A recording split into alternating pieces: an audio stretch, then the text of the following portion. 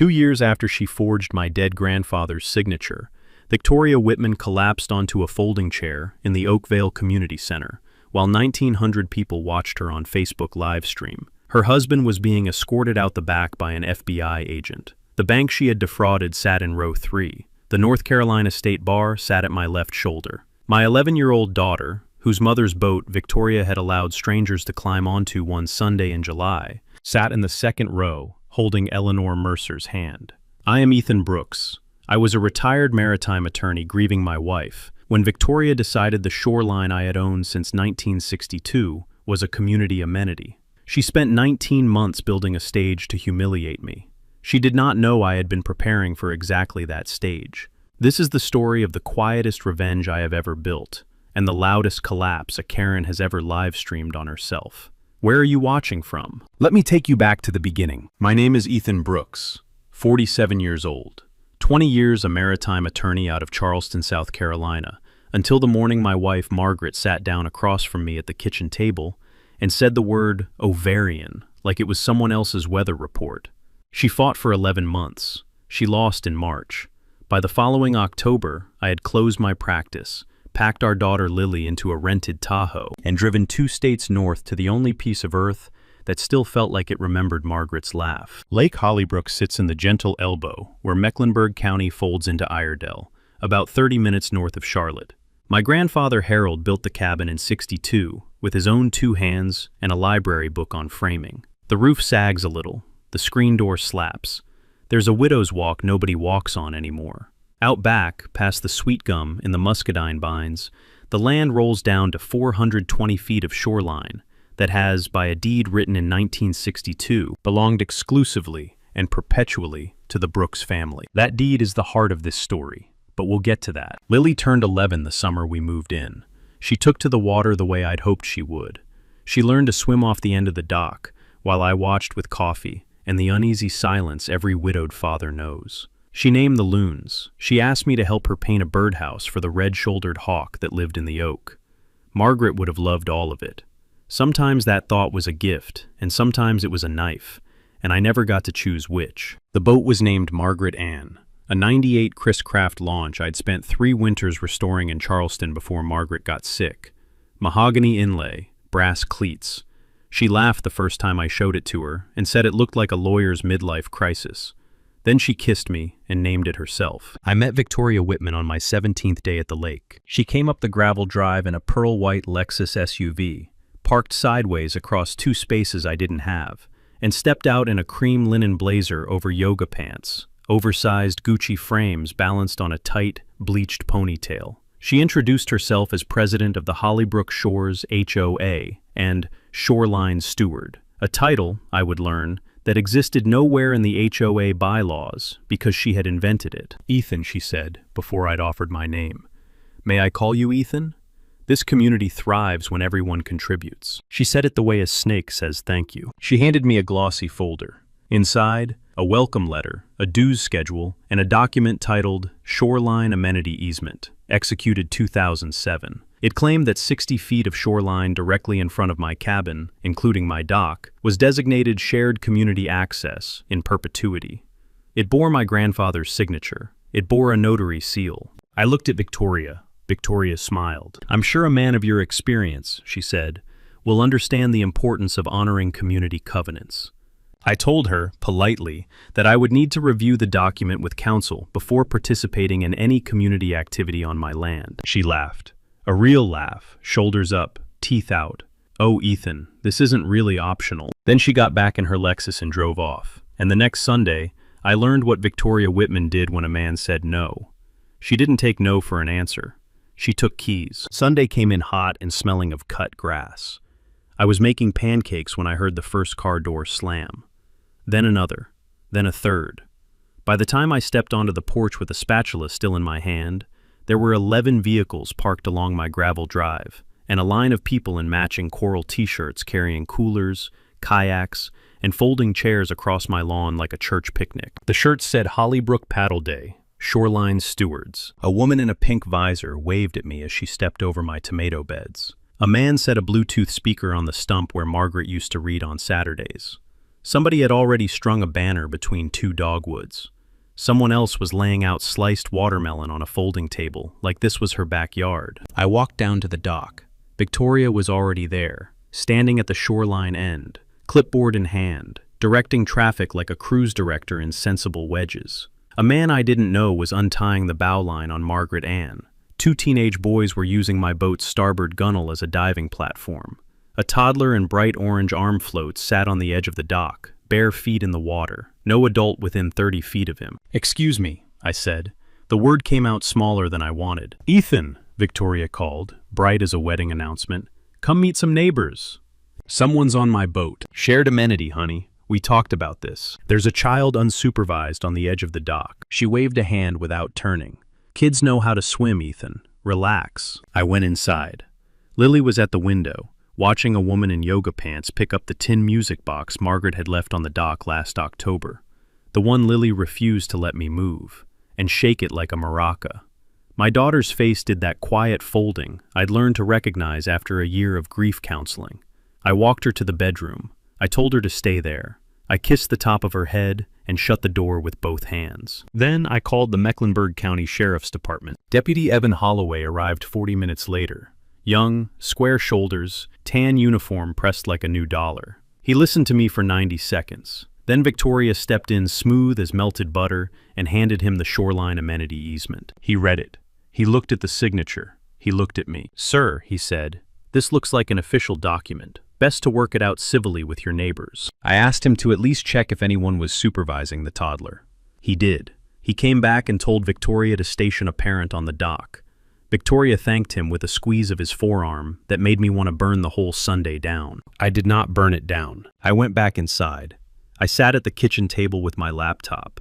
I filed a formal records request with the Mecklenburg County Register of Deeds for the complete chain of title on Lot 1A. Every instrument, every transfer, every easement, every notarized page recorded against that parcel from 1958 to the present.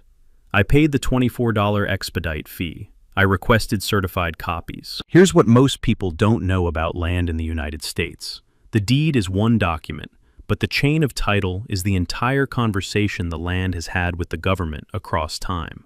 Every mortgage, every easement, every lien, every release, all of it recorded, all of it dated, all of it discoverable for $24 and a signature. While Victoria was laughing on my dock, I was opening a window she didn't know existed. That afternoon, across the lake, in the sunroom of a pearl-white Lexus, Victoria scrolled through my search results. She had Googled me. She had found my Charleston bar admission. She had found the name of my former firm, Whitlock, Brooks, and Hale, Admiralty and Riparian Law. She called her husband Gregory. She told him to move the timeline up. 2 weeks later, at the Coastline Development Quarterly Meeting, a new line item appeared on the agenda. Accelerate Hollybrook Harbor Marina lease. Brooks' situation requires preemption. They thought they were cornering me. They were volunteering to be on record. The first HOA notice arrived 9 days later. Certified mail, pale blue envelope. The carrier lingered on my porch like he sensed weather. I signed for it and opened it at the kitchen counter with Lily eating cereal 3 feet away. Notice of covenant violation. Obstruction of shared community amenity. $3,200. Payable within 30 days. An additional surcharge of $400 per week until compliance.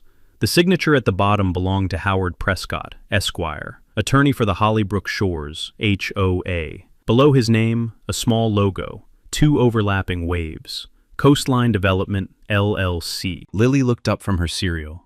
"What's that, Daddy?" "Nothing, sweetheart. Grown-up male." She chewed. "Is it about the mean lady?" I said it wasn't. I said a lot of things that week I would later regret saying. Lies that small only hurt the person who tells them. 3 nights later, the HOA held its monthly community meeting at the Oakvale Community Center. I didn't attend. I didn't need to. A neighbor named Alan Mercer, retired postal worker, soft-spoken, bad knees, sent me the audio from the back row of his folding chair. Victoria opened with a new business item titled Non-Cooperation, Lot 1A. She spoke for 9 minutes. She never said my name more than 3 times. She used the phrase, the grieving widower who can't share with his neighbors, twice.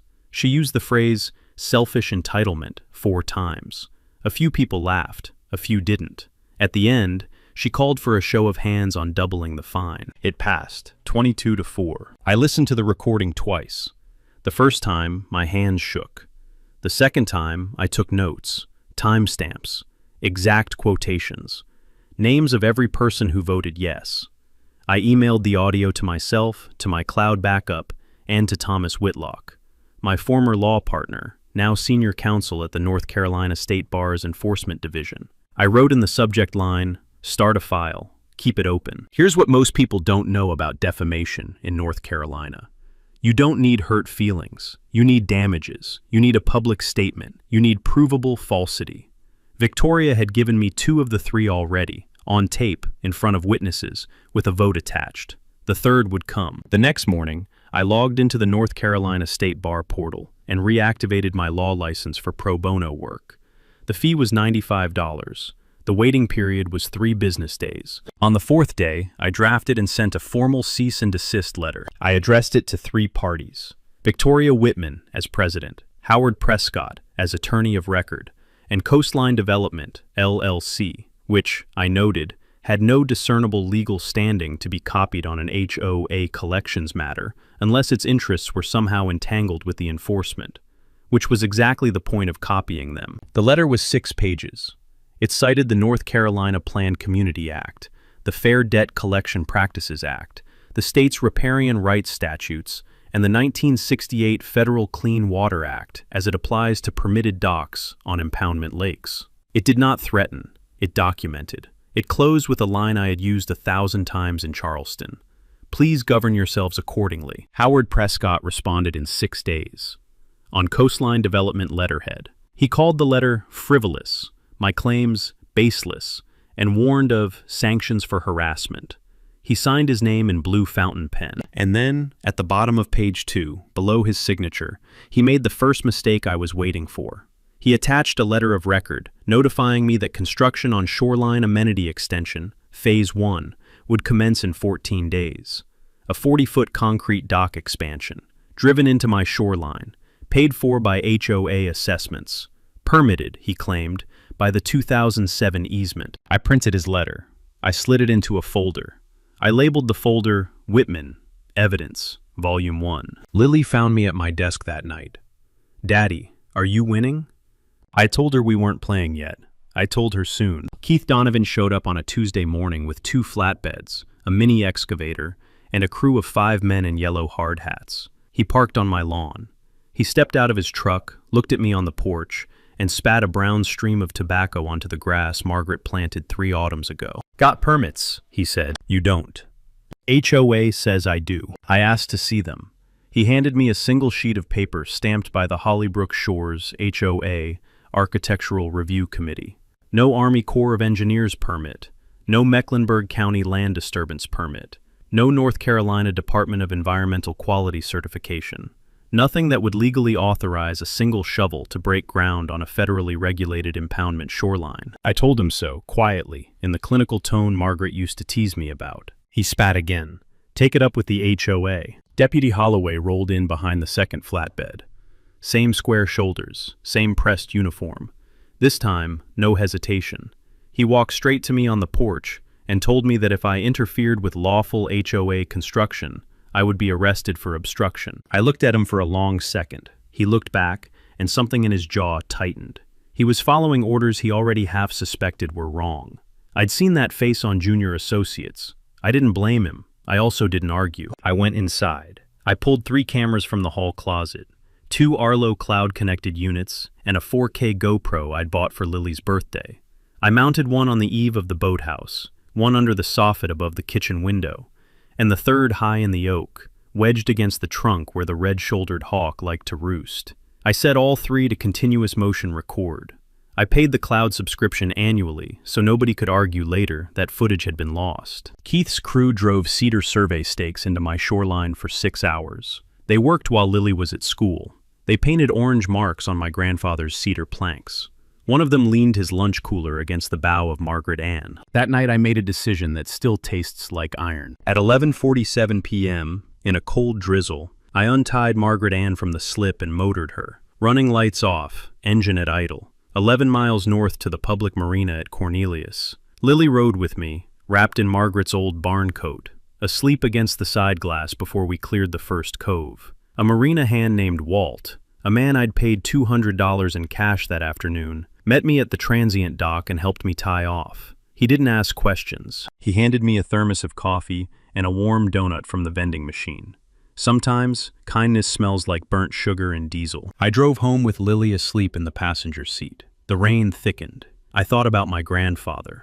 The next morning, I sent 3 emails before sunrise. The first was to the U.S. Army Corps of Engineers, Wilmington District, attaching photographs of Keith's stakes, the HOA permit, and a clean, time-stamped record of construction activity on a federally regulated impoundment shoreline without a Section 404 permit. I cited 33 U.S.C. Section 1344.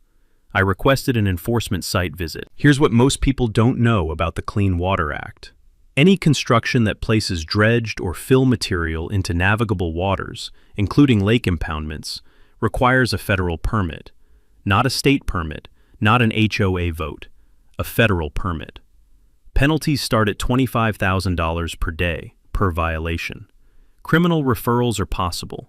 The Corps does not answer to Alexis. The second email went to the North Carolina Department of Environmental Quality's Division of Water Resources, citing parallel state violations. The third went to Thomas Whitlock. Subject line: "Call me when you're awake. We're moving." I was about to close the laptop when a new message landed in my inbox. No subject. A Gmail address I didn't recognize. The body was one sentence. "I saw you on Nextdoor. I have files you need. M. Linden, former HOA secretary." I read it 3 times. Then I poured a second cup of coffee. I printed the message. I added it to the folder. Victoria was about to learn that a man who has already lost his wife has a very specific relationship with patience. I met Martha Linden on a Thursday afternoon at a Waffle House off Exit 36 in Concord. She chose the place. She told me to sit in the last booth by the window. She said she'd be wearing a navy cardigan and holding a brown accordion folder. She was 61. Her hands trembled slightly when she set the folder down between the ketchup and the sugar packets. "I kept copies," she said. "I kept everything." She had been the HOA's recording secretary from 2016 to 2024. She had resigned after what she called the notary situation. She had wanted to say something for a year. She hadn't known to whom. She slid the folder toward me. There were 4 documents inside. The first was an email from Victoria Whitman to Janice Holloway, dated April 11th, 2019. It read, "Janice, need Harold's signature lifted off the 04 zoning doc and placed on the attached easement. Backdate to 2007. You handle notary. 12 for you, as discussed. V." The second was a side-by-side scan of my grandfather's signature, the original from a 2004 rezoning comment letter, and the forged version on the 2007 Shoreline amenity easement. Every loop matched.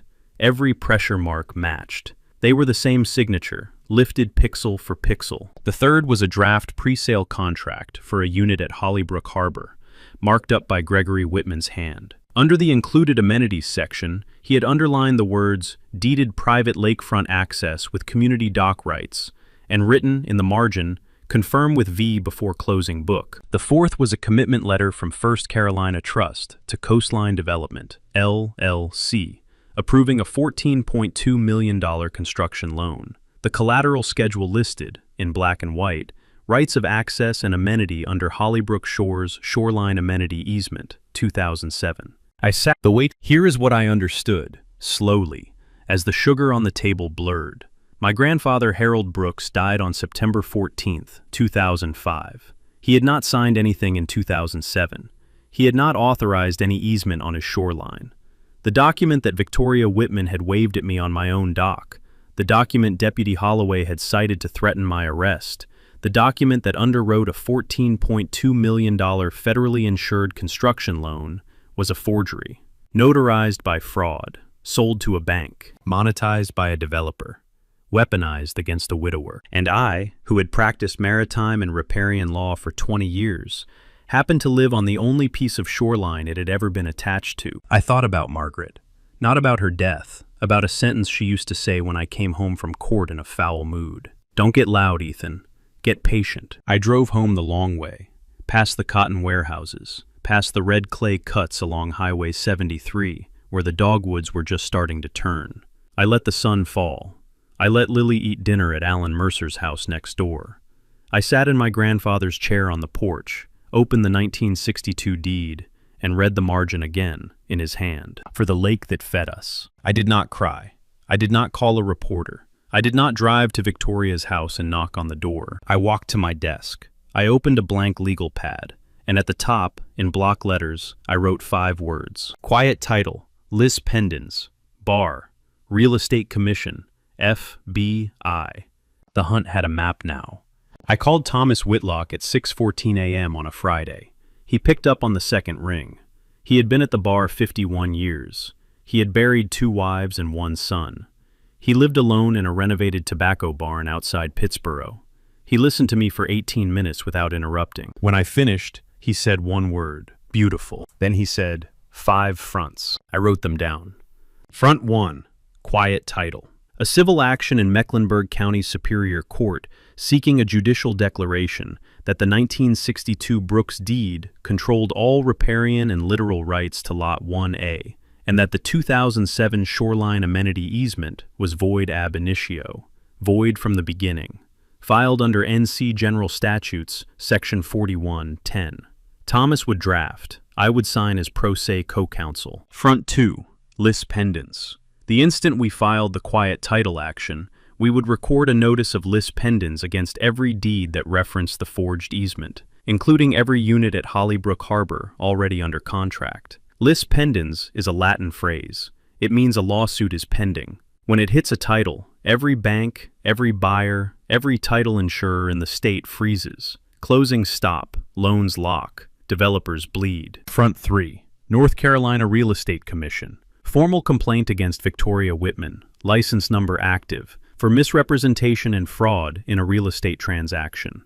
Parallel complaint to the North Carolina State Bar against Howard Prescott for knowingly asserting a fraudulent instrument. Front 4, criminal referral. We would hand-deliver a package to the FBI Charlotte field office.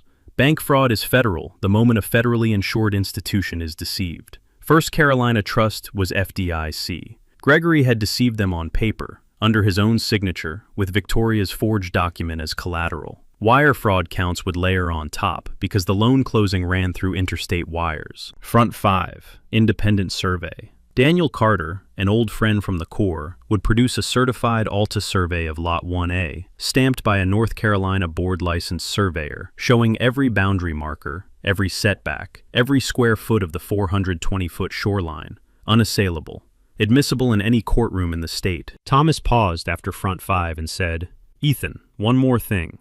"Yes." "Don't announce any of it, not one word. Let them keep talking." I agreed. Over the next 19 days, I did not post on Nextdoor. I did not respond to the HOA.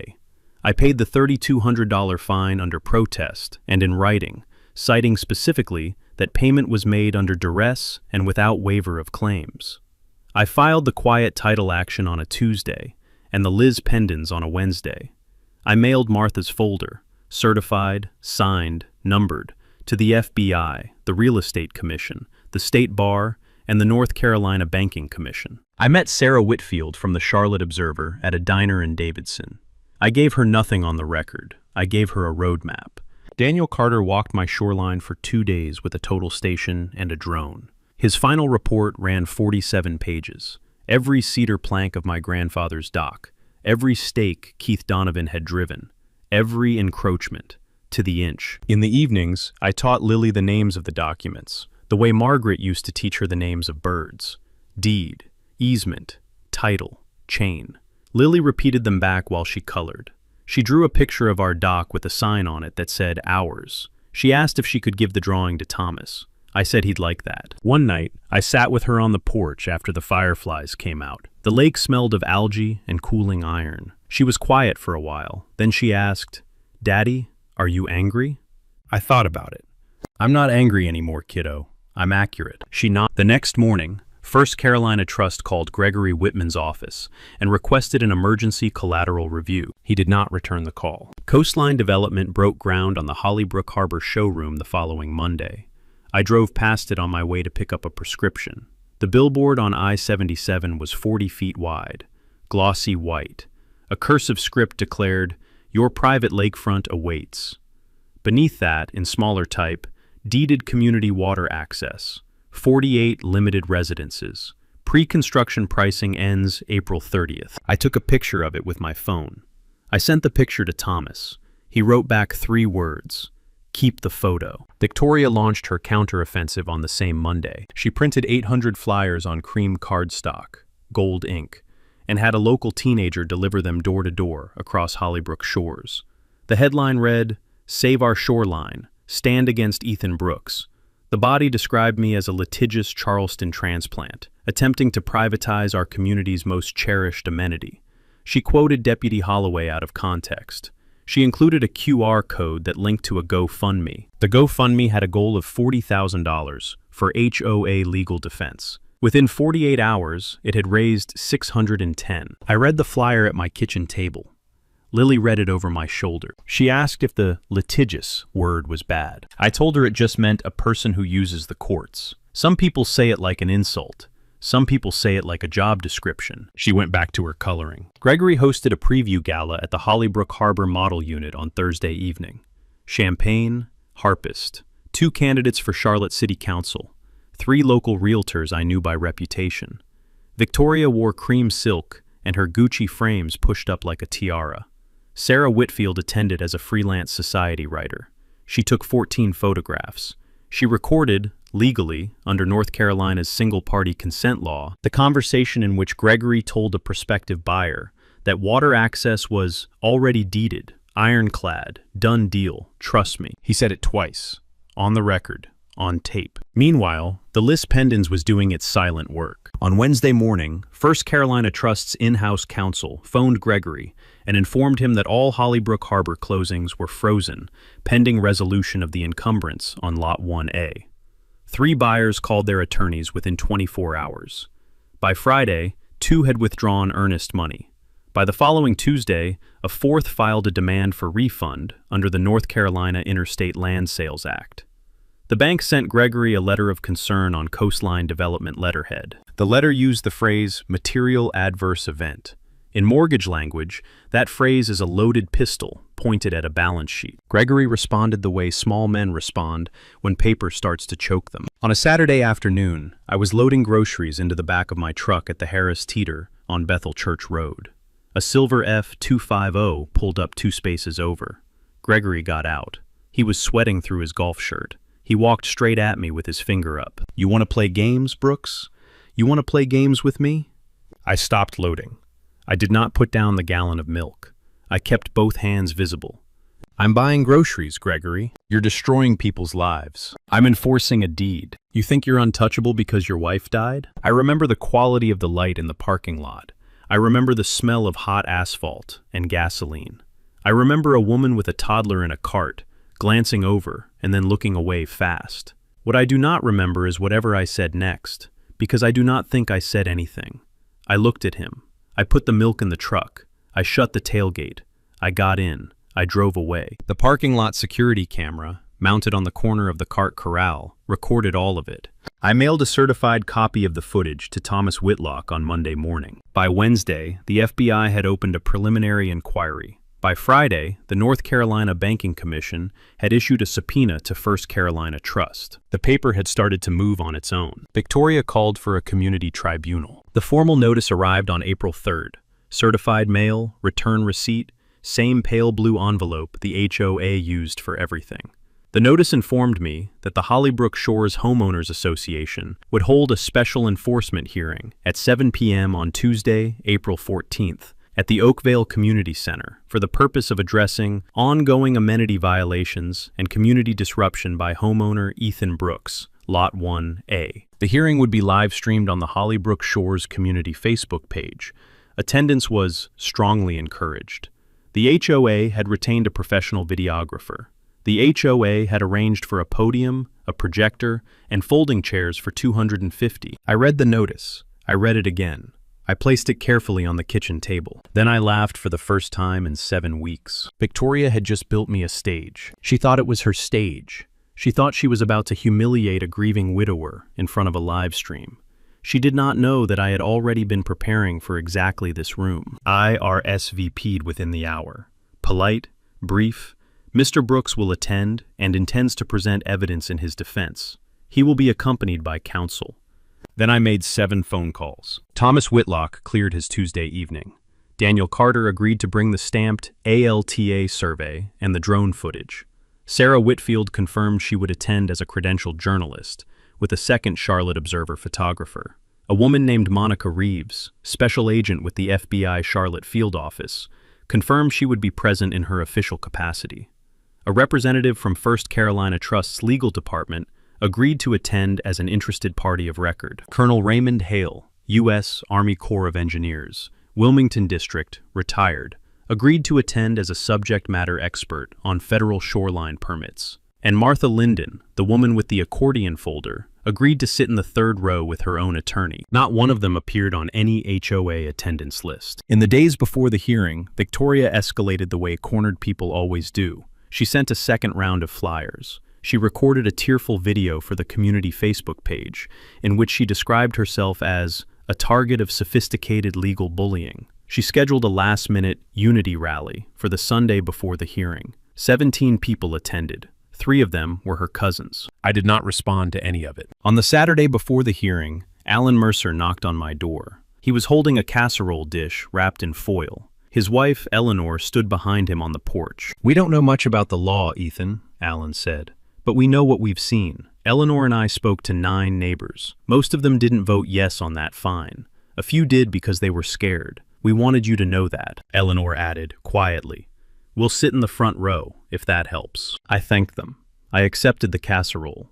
I closed the door and stood in the kitchen for a moment, with my hand flat on the counter. Margaret had believed in neighbors. It had taken me a year and a half to remember why. On Monday night, I tucked Lily in. She was reading A Wrinkle in Time. She looked up from the book. "Daddy, can I come to the meeting tomorrow?" "It's going to be loud, sweetheart. It's going to be long, but it's about Mom's doc." I sat on the edge of her bed for a long time. The lamp cast a warm oval on the ceiling. A barred owl called from the oak. I thought about all the rooms I had walked into in 20 years of courtroom practice, and all the things I had asked strangers to believe. I thought about my daughter, who had watched me fold every day since her mother died. "Okay," I said, "you can come, but you sit next to Mr. Mercer, and you leave when I tell you to leave." She nodded solemnly, the way 11-year-olds nod when they have been granted adult clearance. I turned out the lamp. The lake was quiet. The wind moved through the sweet gums. Tomorrow, Victoria Whitman would sign her name on her last act as president. The Oakvale Community Center smelled of burnt coffee and floor wax. Fluorescent lights buzzed overhead like trapped insects. By 6:55 p.m. on April 14th, every one of the 250 folding chairs was filled, and another 40 people stood along the back wall. A Facebook live stream showed 341 viewers and climbing. Victoria's videographer crouched at the foot of the podium, adjusting his lens. Victoria wore cream linen and a string of pearls. She opened the binder in front of her with ceremonial slowness. "Thank you all for coming. Tonight, we address the ongoing violation of community amenity by homeowner Ethan Brooks of Lot 1A. The board has gathered substantial—" "Mrs. Whitman," I said. She stopped. She looked up. I was standing at the back of the room, in a gray suit I had not worn since Margaret's funeral. Lily sat between Alan and Eleanor Mercer in the second row, hands folded in her lap, hair braided the way her mother used to braid it. Thomas Whitlock stood at my left shoulder. Daniel Carter stood at my right, carrying a black portfolio. "Before you continue," I said, "I'd like to introduce my guests." Victoria's mouth opened. Nothing came out. 6 people stood up, one by one, from different rows of the room. Each walked to the front. Each placed a laminated identification card face up on the HOA's long folding table. Thomas Whitlock, Senior Counsel, North Carolina State Bar Enforcement Division. Colonel Raymond Hale, U.S. Army Corps of Engineers, Wilmington District, retired. Daniel Carter, Professional Land Surveyor, North Carolina Board License 4409. Sarah Whitfield, Staff Investigative Reporter, Charlotte Observer. Nathan Holloway, Assistant General Counsel, First Carolina Trust, N.A. And, last, a woman in a navy blazer and low heels, who opened a leather wallet and set a gold badge on the table beside the others. Special Agent Monica Reeves, Federal Bureau of Investigation, Charlotte Field Office. The room went so quiet, I could hear the fluorescent hum hit a different pitch. "Mrs. Whitman," I said, "with the board's permission, I would like to use your projector." Howard Prescott, seated behind her at the long table, began to gather his papers with trembling hands. Victoria did not move. She said, very softly, "Go ahead." I walked to the projector and plugged in a flash drive. The first slide went up. My grandfather's 1962 deed. All riparian rights and fee simple, including the entire literal boundary of Lot 1A, to heirs and assigns forever.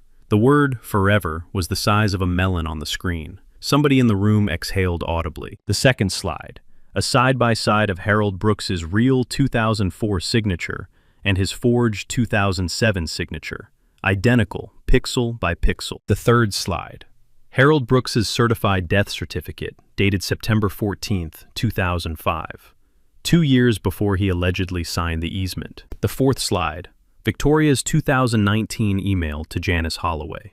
"Janice, need Harold's signature lifted off the 04 zoning doc and placed on the attached easement. Backdate to 2007. You handle notary. 12 for you, as discussed." The fifth slide, the First Carolina Trust collateral schedule listing the forged easement as security for Gregory's $14.2 million construction loan. The sixth slide stayed on the screen for a long moment. The Hollybrook Harbor promotional brochure, with Gregory's handwritten margin note, confirm with V before closing book. Nobody clapped. Nobody booed. The room was a held breath. I stepped to the microphone.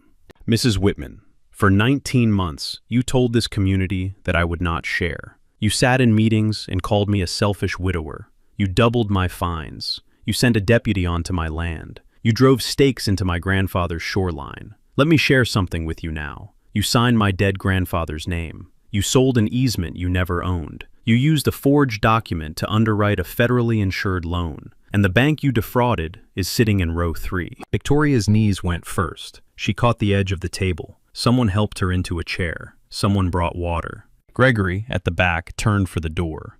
He made it 4 steps before Special Agent Reeves's partner, a man in a charcoal suit I had not noticed until that moment, stepped into his path and quietly showed his credentials. Deputy Evan Holloway, in uniform against the rear wall, walked slowly up the center aisle.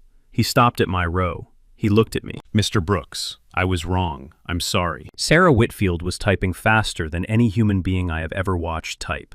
The live stream hit 1,900 viewers. Lily reached up and took my hand. 6 months is a long time when the paper is moving against people who thought they were untouchable. Victoria Whitman surrendered her North Carolina real estate license on June 2nd.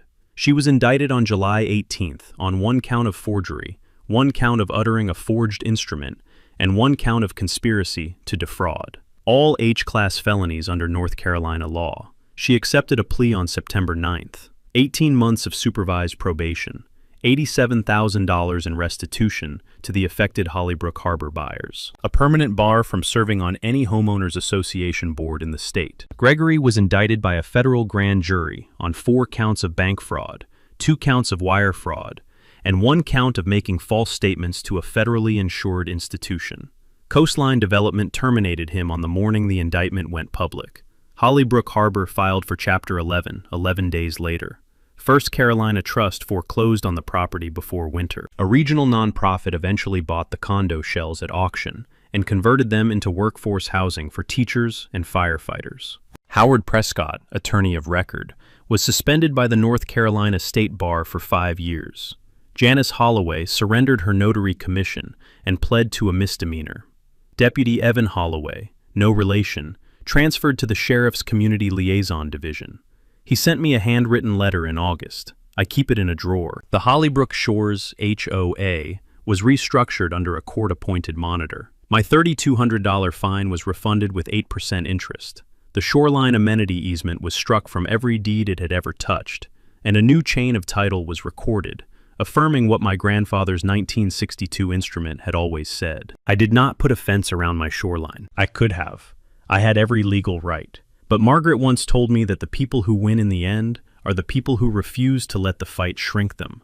And I did not want my daughter to grow up on a lake surrounded by wire. Instead, on a Saturday in October, I stood at the far end of the 420-foot shoreline, near the cove where the loons nested, and I watched Lily cut a blue ribbon with a pair of kindergarten scissors. The sign behind her read, "Margaret Ann Public Fishing Pier, open to all who respect the water, in memory of Margaret Brooks, for the lake that fed us." The pier was built with the HOA's refunded fines, a matching grant from the Piedmont Land Conservancy, and 60 weekends of volunteer labor from neighbors who had voted against me without knowing what they were voting against.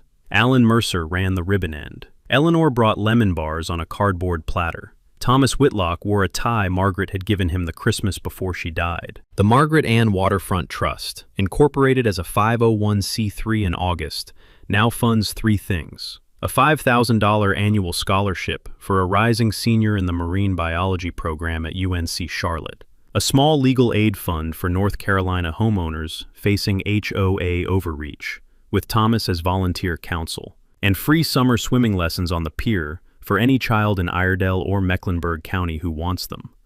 29 kids signed up the first season. Sarah Whitfield's three-part series in the Charlotte Observer won the North Carolina Press Association's Investigative Award in November. She mentioned my name twice and Martha Linden's 4 times. That ratio was correct. Lily still learns the names of the loons.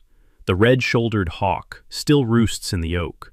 Margaret Ann still slides out of her slip every Sunday morning, mahogany gleaming, cedar planks humming under my bare feet. Sometimes Lily rides with me. Sometimes she brings a friend. Sometimes I go alone, and I let the engine idle in the middle of the cove, and I say my wife's name into the water the way you say a prayer. I am not angry anymore. I am accurate. I am patient. I am a father. I am a neighbor. If you have a Victoria in your life, here is what I will tell you. Do not get loud. Get the deed. Get the chain of title. Get the documents. Let them talk themselves onto the record. A person who signs a dead man's name always signs their own with it. If this story meant something to you, share your own HOA nightmare in the comments. Subscribe so you do not miss what happens next week, when a retired iron worker in Montana discovers that his neighbor's property line fence is standing on 11 acres of federal mineral rights. Tell me in the comments, where are you watching from? Friends, thank you for staying with this one to the end. I think Victoria Whitman's downfall hits the way it does because she handed it to herself. A false signature, a greedy husband, a bank she thought she could fool, and a life dream she built to humiliate a grieving father. Ethan never raised his voice. He didn't pause on next door. He put the chance of title. He reactivated his license. He fired the list penance, and he let a dead man's false signature do the talking in a federal courtroom. The lesson is simple, and it has saved homeowners across this country. The deed is only one page. The chance of title is the whole conversation. When an HOA tells you what you own, do not argue with them in the driveway. Pull the record, read them slowly. Document everything. Let them keep talking until they have talked themselves onto the page. Tell me in the comments, have you ever had a Victoria in your neighborhood? What did you do? If tonight's story gave you something you needed, hit subscribe. Next week, we head to Montana, where a retired iron worker finds out his neighbor's property line fence is standing on 11 acres of federal mineral rights. You will not want to miss how this one ends.